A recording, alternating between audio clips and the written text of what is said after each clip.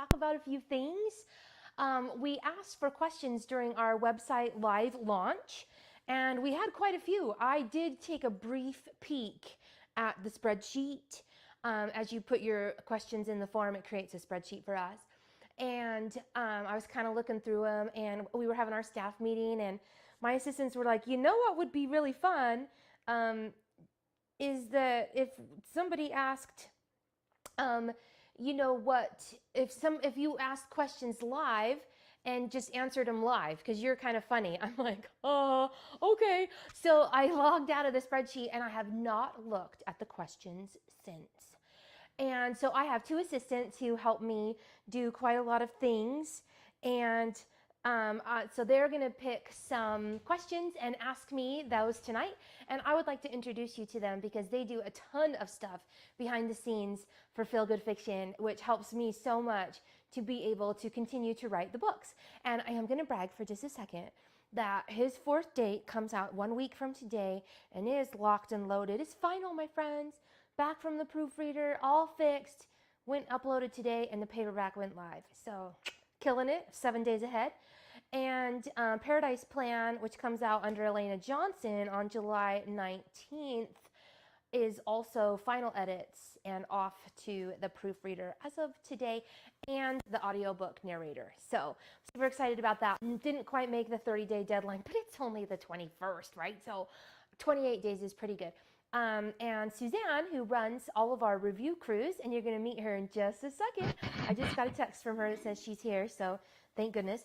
And, there she is. Yay! Hey, Hey, how are you? I'm fine. How are you? I'm doing good, doing good. She looks so fancy. I'm like wearing a t-shirt with a cowboy on, and she's like all dressed nice. She is going to get the Paradise Plan probably as soon as this call is done and get it ready for ARC readers this week. So if you're on Elena Johnson's review crew, then you'll be getting that book this week. So that's kind of exciting. Final proofs will be in a couple weeks, and then we'll get that uploaded for everybody to come out on the 19th. So we have Suzanne with us. Yay! This is Suzanne. She is one of my assistants. And how long have we been working together, Suzanne? Is it 3 years or 4? Yeah, a little bit over 3 years. A Yeah. little bit over 3. I hmm always think it's 4 because 2020 and 2021 were about a decade long each. And Yep. I just kind of start stuffing in years in there. And so I never really know what year anything happened. So Suzanne and I have been working together for 3 years. She is the driving force behind all of the review crews. And I just have 2. I have one for Liz, and I have one.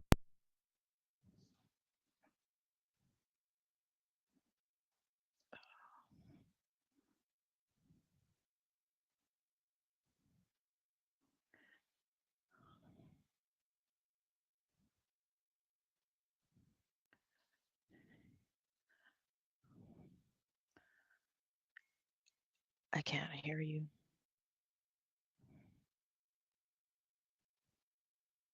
Okay.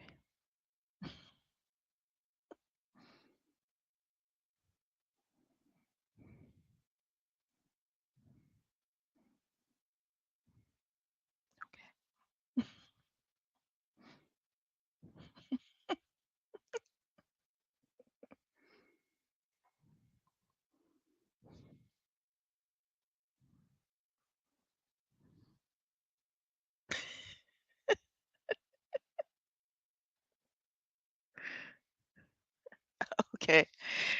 Okay. So, as Elena said, I've been working with her for a little bit over 3 years, and I handle her review crews for her Liz brand and her Elena brand. And that means that I get out the advanced review copies to her review crew. And I also do her newsletters, and I handle her Facebook and her Facebook for Liz and Elena, her pages. And I think, am I leaving out anything? It sounds like such a small list. Can you hear me now? A little bit. A little bit? Yes, I can hear you perfectly now. Okay, good. Sorry, we had a battery failure on one of the packs, and so Adam had to run and get some new batteries. So Suzanne kind of took over what she said. It sounds like such a small list for what you actually do. It's because I send a lot of newsletters. And so Suzanne sets up all my newsletters for Elena and Liz and Feel Good Fiction. And so that's a lot. We have daily newsletters going out right now. And I spring promotions on them all the time. Like, hey, I forgot I applied for this at Kobo. We should probably tell people. And so she sets up a ton of newsletters, and then I go into the newsletter and personalize it a little bit. So you're still hearing from me. But she does kind of all this back end work so that I am free to write books. And so that has been super helpful. And it has been just a joy to work with Suzanne. And one thing that she leaves off is she's always learning something, and she'll say, did you see this? Did you see this? Did you see this? So she kind of is like eyes and ears out there in the industry so that in case I miss something, which I do because there's no way you can see everything, then I kind of know what's going on out there and I can sign up for classes and webinars and stuff. So Suzanne does a lot of that. And then she solves a lot of problems. When we meet every Thursday, and I'm like, I'm not really sure how to do this. Then 10 minutes later she'll text and be like, I know how to do it. And so she does a lot of stuff like that. So we're really blessed to have Suzanne with us because she knows a lot of stuff and kind of puts up with a lot of crazy that usually comes from me because I'm kind of last minute and apply for things and forget to tell anybody else. And I think Adam is going to bring on Jenna. Oh my heck, there she is. Hi. There's Jenna. So this is Jenna, and she's my other assistant. She's my administrative assistant. She works full-time for me, and she started taking over a ton of administrative stuff. That's why she's like an administrative assistant. She's not like one, she is one. So she does a ton of stuff that used to just take me a long time, or take me away from writing, or take me away from doing the things that I wanted to do to get books out on the back end. So we have to manage all of our own files. So now Jenna does all of that. She does all the newsletters for Jesse and Donna, who doesn't send newsletters very often. She runs the Facebook groups. So for Liz and Elena Facebook groups. So she does quite a bit of social media as well, setting things up on the back end as well. And then she handles all audiobooks, production from beginning to end. She does all file management. She uploads all of the books, except for new releases. I still do new releases just so that I can meet the deadline. I have to have there's a deadline for when you have to upload as an author, and so I do that. But if there's a fix in a book that needs to happen, she takes care of that and then uploads everywhere. She built a large part of the boutique on the website, and Suzanne helped a ton with testing that as well. As we were getting the new website up and testing, we all went through it pretty extensively, and that was a little bit tedious and made notes and problems and things that need to be fixed.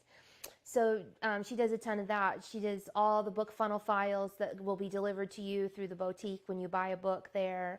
So she just does a metric ton of stuff. Did I cover it? I mean, that sounds like such a small list also. No, I think that covers it. There's like a variety of stuff I do. We could go on and on. I mean, you could go on and on. Pretty much any like little task that has to be done to accomplish business, Jenna does it. So I'm freed up to write books. So I write and outline all my books, and then I do marketing. So I will apply for promotions or decide what books are going to go on sale and when, and then apply for promotions to go with that. And then I tell them, we need to send it in our newsletter at this time and put it in the group this week or whatever. And so we're always working together to coordinate all of those pushes and things that happen when the books go on sale. So I used to do all of that myself. And now I have these two fantastic people, and my husband helps a ton on the back end with graphic design. He's our tech specialist, and I call him a project manager. So he kind of keeps us all doing the things that we need to do. And we have so many spreadsheets now. It's kind of exciting. So anyway, that's us at Feel Good Fiction. And I think I was telling people at the beginning, I think they heard me, that you guys are going to ask me questions blindly, and I'm going to do my best not mess up the answers.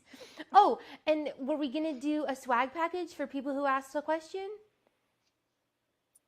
Adam says yes. See, I had to check with the project manager because I'm not sure. All right. So if Jenna pulls your question, I think that we can email you and let you know that you want a swag package. If you have questions, you can put them in the chat. The easiest way for us to find the questions easiest is if you put question at the beginning. So put question and put your question, and then if we have a few minutes, Adam might be able to put some up on the screen to answer after these ladies ask me a couple of things. All right, I'm ready. Suzanne, do you want to go first? Yes. Okay. And this is from Deborah Hicks. And Deborah wants to know if there was a person or an event in your life that prompted you to want to write books. And if so, can you please tell us the story? Yeah, this is kind of an emotional story. I always think that I have complete command of myself when I tell it, but I always cry, so prepare yourselves.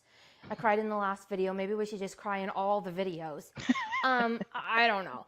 But writing for me is therapy. So I know that sounds kind of terrible, but in writing, you take people who aren't perfect and you give them horrible things to make them worse, and then they overcome those things. And I love that about fiction. And by the end, of course, we get the happily ever after, right? And so I take anything that's kind of going on in my life that I'm not super happy with, like back pain or a friend who's not very nice to you or something you are stressed about, or you know, if your spouse is whatever, or your dad does this, and not that they makes them bad people, but I put those into my characters and then I write through them and make it all okay. So it's very therapeutic for me. So the reason I started writing in 2007. So that was about 15 years ago. I just turned 30, and I started writing sort of a life sketch of the last, 3 decades of my life, kind of where I was at the time or whatever. And I found it very therapeutic. I had just gone through a loss in my life, and I found it so therapeutic to write down all these things and events that had happened and how I felt about them, that I just kept writing. And so for me, it's very therapeutic to take anything that I feel like is unjust in the world, anything that doesn't feel fair, anything that makes my heart hurt, anything that I wish I could get over that my sister, my sister-in-law, my brother-in-law, the dog did. I just put all of that in a book, and then I help that character get over it and prevail and get their happily ever after. And so I started writing because I had a personal event in my life that I had to do that for. And then that's the reason that I continue to write, because it bleeds out all the bad in my real life onto the page, and then I can fix it. I can fix it on the page. And we might not be able to fix the bad in our real lives, but I think that's why those of us that are here and watching and read books, that's why we read, is because all of the bad is fixed by the end. So that's how I would answer that one. Jenna, do you want to do one? I hope that is a satisfactory answer. Yeah. Okay. Let's see. Jeanette Chapetz. I don't know if I'm pronouncing that right. She wants to know, how do you keep up with all the books you're writing under all the different names? Which I think is an interesting one, because can we even keep track of it, the three of us? I was gonna say, I just started laughing. I'm like, ugh. I don't like. It's really hard. No, we can't keep up. In our meeting last week, we were talking about cats, I think. And Yep. I was like, I don't even write books with cats. And they're like, well, what about that one? I'm like, that one was a rabbit. This one was this. This one was that. So I'm like, I think maybe I do, because I write them. But it is hard to keep up. Some of them are pretty easy because they come out close together. And so I'm able to stagger the writing in a way where I can kind of keep track of it. Some of them are not close together. So a good example of this is the women's fiction. I released a women's fiction novel last August, and I've only in the Five Island Cove series, and I have not released or written another book in that series since. It's been a full 12 months. And I've got to write it. I have to write it next. I'm almost done with the cowboy I'm writing now, and then I have to write Rebuilding Friendship Inn. Like, I have to. It has a pre-order date. I just keep pushing it off I'm pushing it off. And the reason is because the women's fiction is really emotional for me. It takes a lot out of me.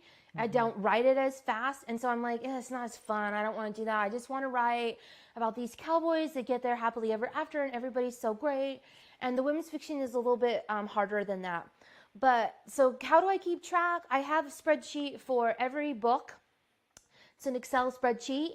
And when I start a new series, the spreadsheet is blank and I keep notes in the spreadsheet. So the second tab is all the character development and notes for that, for the people in that book. And the next one over is all of the beats. So I do some outlining. That's what beats means, is I outline. And the next one over is world and family. So I have several tabs across the bottom. It'll be like a beat sheet, romance planning beat sheet. Adam's going to look one up for you. There's one in every folder. So go to Shiloh Ridge and pull up The Hope of Her Heart.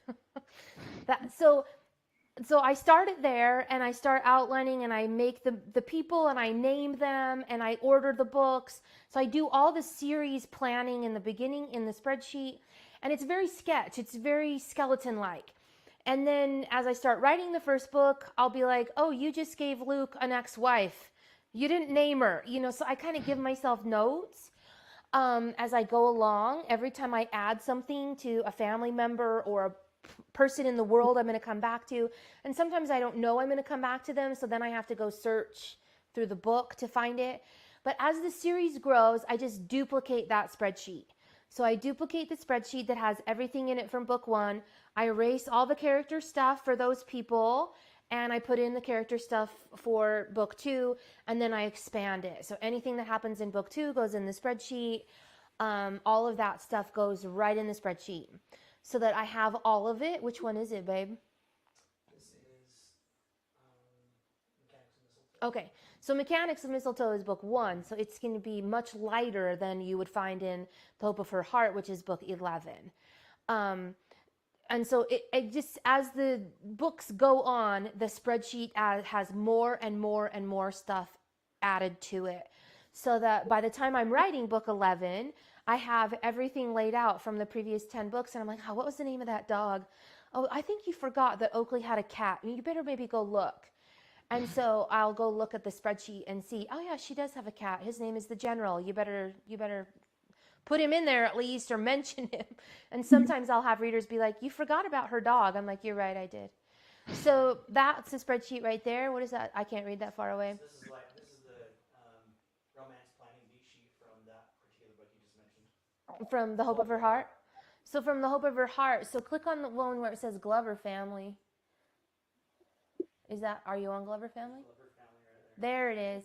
So see, there's where I put everything. So you can see those peach rows is Ranger's family. The white rows are Bear's family. So because there's two families, they're both Glovers, but they're cousins. And then I kind of sketch out their age. I sketch out what they do. I sketch out their title. I sketch out what order the books are in. Scroll to the right or left, whichever way it goes. And then over here, I just put tons of notes. What they do. These might be snippets from one of the books as I wrote them. So I know that, when I want to reference something about Oakley's family, I can't read that, but whatever it says. I can go to this spreadsheet, and there's 11 books here. So if he scrolls down, you'll be able to see that all the characters have stuff like this. All of them. And this doesn't happen at the beginning. It's added to as the books are written. And so that's kind of the family world right there, the Glover family. And I keep track of all of them and their names. And then we made a family tree for all their kids' names. And I try to keep track of it that way so that I make sure that I'm giving everybody some good page time because we love those characters.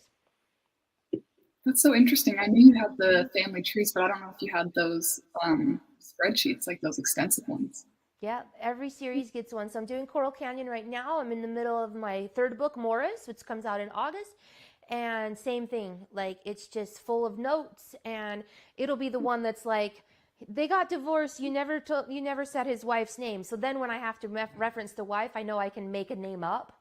instead of like trying to go, now what was his wife's name in book 1 that you mentioned one time? So if whenever I name something, I immediately go to the spreadsheet and put it in there so that I don't have to try to remember horses, dogs, wives, kids, street names. If it has a name, it's in the spreadsheet. That's awesome. That's cool.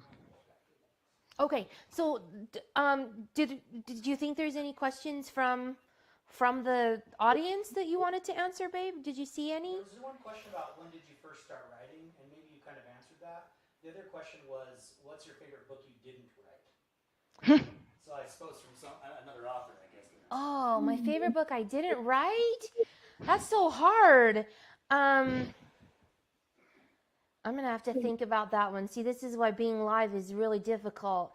I have some really good books, Other Clean Romances. One of my favorite authors is Bridget Baker. So she wrote one called Finding Faith, I believe. That one was really good. It was about a woman who organizes like charitable events like Sub for Santa. And she shows up at a guy's house who's on the list, but it turns out he's like really rich.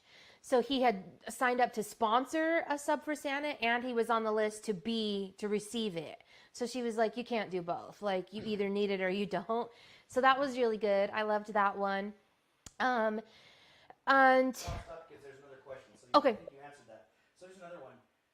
What is your daily schedule like? It seems like it would be intense. That's from Pat Byfield. Oh, it's intense. We are intense around here. I wake up some point during the morning. I'm not going to say what time. Sometimes it's early and sometimes it's not. And I'm very scheduled. I'm a super routine person. Mm-hmm. So I do 4 Ds every morning. I do dishes. I do dogs and dogs. Dogs get 2 because they need fresh food and water, and then they get a special breakfast and their pills. So that's why they get 2 Ds, dogs and dogs. Dogs 1 and dogs 2. And then the last one is dietary supplements. I take a ton of pills for like my back and my, pre-diabetes and blah, blah, blah, blah, blah. And then I eat a little bit, and then I usually work out. So I usually am not starting work on the computer or anything like that till about 10:30, depending on how early I get up. And then I usually work for a couple of hours on filtering through email, answering questions, uploading books, new release, looking at my to-do schedule, wasting time, anything like that. Eventually I go, okay, it's 1 or 2 or 4 and you need to write. So I'll try to write a chapter or 2 in the afternoon, and then I sit in the massage chair and I take the dogs to the park. See how intense my life is? And then about 6, I go, listen, you've worked for like 2 hours today. You better get some stuff done. And I work madly for 5 or 6 hours, starting about 6 p.m.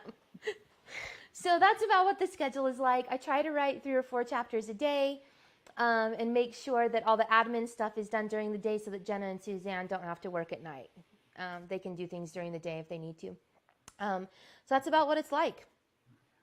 Let me say it is a very intense thing, because you guys have so much work on your plate that you could work 24 hours a day. You have to put limits on yourself a little bit. Jenna texted us on Friday and said, I think I need a break. I'm losing my mind here. Anyway. That's true. It is very intense because he's right. We work from home and there's always more to do. Always. Mm-hmm. So I can always be doing another promotion. I can always make another graphic. I can always schedule another sale. I can always write another book. I could be outlining. There's always something to do. So I do make a daily to-do list every Saturday for the next week. And I move things around if they don't get done. And sometimes I'm really ambitious and think I can do 10 times what I can really do. And sometimes I'm not feeling like working. Sometimes the book isn't going very well. So yeah, there is quite a few things. I mean, I make it sound pretty easy, and it's a wonderful job and I love it, but it is definitely a little intense sometimes because there's always more to do. So let's take one more, and I think this is a good question for all 3 of you, actually. Maybe you can address it. This is a question about deadlines, and I ask this to everybody because you're all dealing with deadlines, not just Elena, although she probably takes the brunt of it. But the question is it easier or harder to write under pressure, like near a deadline? I've I've heard of some authors say they work better nearer deadlines. So all of you have deadlines. We just had a big deadline with our website launch. So Elena, why don't you talk about it? And if you guys have anything to add, that'd be great. For me, it's far easier to write under the deadline. That's why I put pre-orders up. So I've done pre-orders my whole career. I have like 180 books out. Every one of them has a pre-order because the deadline is super helpful. Like, you have to do this.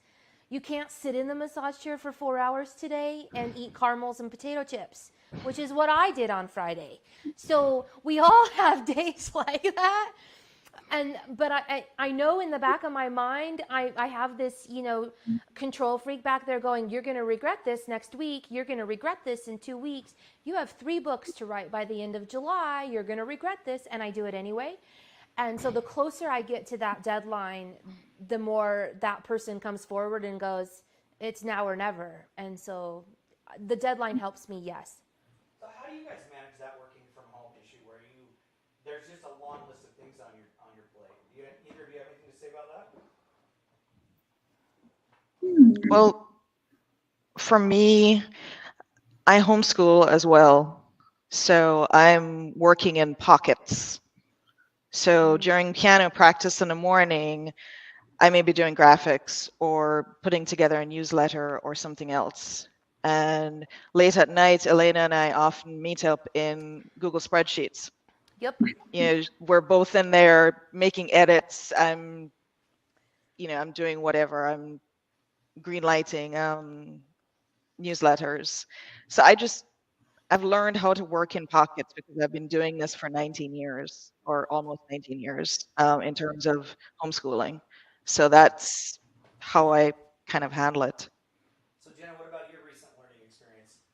Okay, so I'm kind of the opposite of Suzanne. I've only been working from home for the past years when I started. So it's different. It's a new experience for me, but I'm learning how to, figure out a routine and yeah. Jenna works too much is what she does. Yeah, sometimes that's true. I need to learn to step back, and I am working on that. So Yeah. Something we all do. I think we all do, probably. Yeah, Where absolutely. are our limits? And I know Elena went through a real learning period like that where she gave a talk once. I wish I could find it, where she said she realized I'm missing things in my family. Elena's very competitive. She wants to win. So it's been interesting to watch her learn that too, and kind of everyone's around us. And I think it's a good life lesson, frankly. It is, and it morphs and changes about every 6 to 8 months. I think, oh, now I'm going to write in the morning and I get all my work done in the morning. And right now I'm in a night writing phase. Like, I really don't want to work on my book until 6 or 7 at night. And then I'm like, but you don't have much time left, And sometimes that's when the family is around. So sometimes they don't really mesh. So I have to say that people who work from home, and as your routine changes, it's okay to change that routine too. Like, I don't always write at night. Sometimes I write during the day. Sometimes I write in the morning. And then I fully expect that it will change at some point. And then I just go with it again. Yeah, I do think it's watching Elena over the years has taught me a lot because she spends time, and this is, I think, great advice for anyone, and probably why she's one of my heroes as my wife, is that she spends time actually evaluating what is most important to her. And then she makes sure that she works her life around that, knowing you have to get work done, but you can't neglect the things that are most important or you'll never be happy. So somebody like her that I tell her she's like a bulldog. She's like she's like a pit bull. When she grabs onto something, she never lets go. She's hardcore. So, but she's a hero because of that. So to me, the answer to that question is just to watch Elena, how she prioritizes things that are truly the most important. So there's a couple other questions, but I think one of them you can answer later, so I'll keep that. But one thing that I thought was funny is Doris says, Elena, you are way more organized than you appear. Thank you. I don't know if that's a compliment or not. I try to be organized, but it is hard. There's a lot of moving pieces going on in the business with so many books and promotions and sales and different things that I want to do. And I have a couple of work wives because I'm very needy, and one of them I run my big ideas by. Her name's Melissa McClone, and she's an author too. So it's always fun to have other authors that you talk to, and she writes clean and sweet romance too. So if you're looking for other authors, she's a great one. And she'll be like, okay, but Elena, why? What would your goal? What's your goal with that? And I'm always like, you're right, I don't have a goal with that. It just sounds fun. She's like, no, you don't get to do things that sound fun. I'm like, okay. She's like, because that's going to take your time and energy. And do you really want to be spending your time and energy on this?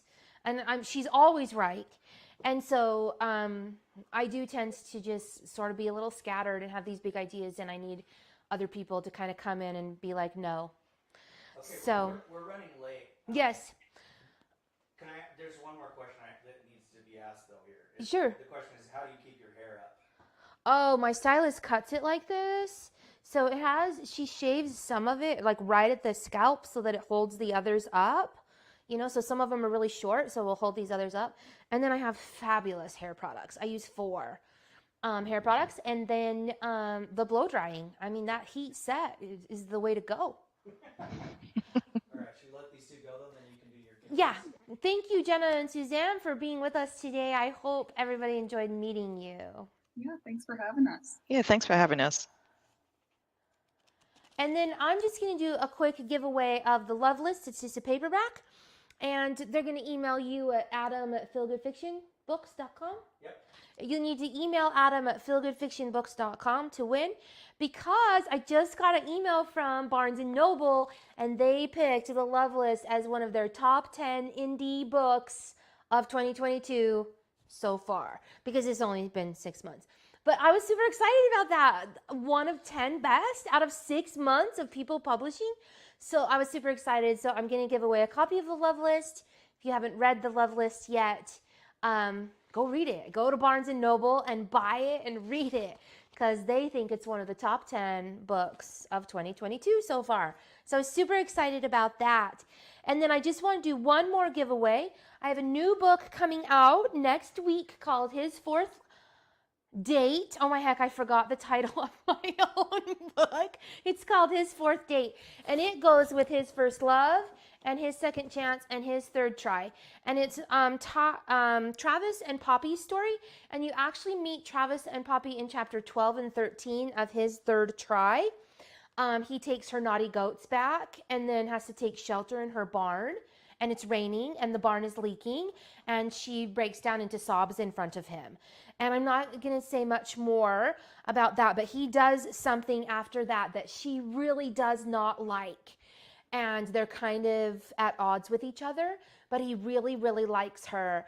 But he's kind of given up on her. And so he goes to a speed dating event, and she's his 4th date. So that book comes out on Tuesday, and I'm going to give away the first 3 books in paperback to somebody as well. So we need 2 winners. So why don't you go ahead and say in the chat if you have read any of my books under Liz, Elena, Donna, or Jessie. Go ahead and type the name. I've read Jessie Newton. I've read Liz Isaacson. I've read Elena Johnson. Or I've read Donna Jeffries. And Adam's going to take just a second, and we'll pick a winner from a comment. We'll pick 2 winners from the comments. And all you have to do is put the author name if you've read any of the books. And you'll email him at Adam, A-D-A-M, at feelgoodfictionbooks.com. Do you want to scroll and grab a winner? I'm just waiting. Oh, he's just waiting. Go ahead and type in the comments there for which author you've read. And it's okay if you've only read 1. Or I guess if you haven't read any, you can say, I haven't read any yet. So you need these books so that you can win. I also want to say all of our prizes have been mailed out. So all the Minky blankets went out. The Liz prize, the Elena prize, Jessie prize went out. All of our swag packages have gone out. We had so many people sign up for swag during the live launch that we ran out. So I sent as many as I could. All of our book boxes have gone out. So all of the prizes have been mailed. And that brings me such a sense of accomplishment. So, Okay, ready? yes. Gail Weiss. Gail Weiss, you are the winner of the Love List email Adam and he'll get your address and we'll mail this. All right? And the second winner is Pat Fifield. Pat Fifield, who also asked a question. So yay.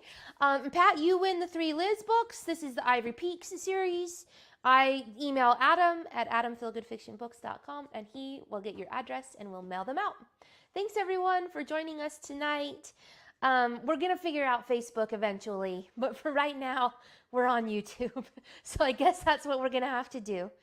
And thanks for spending just a few minutes of your evening with us tonight.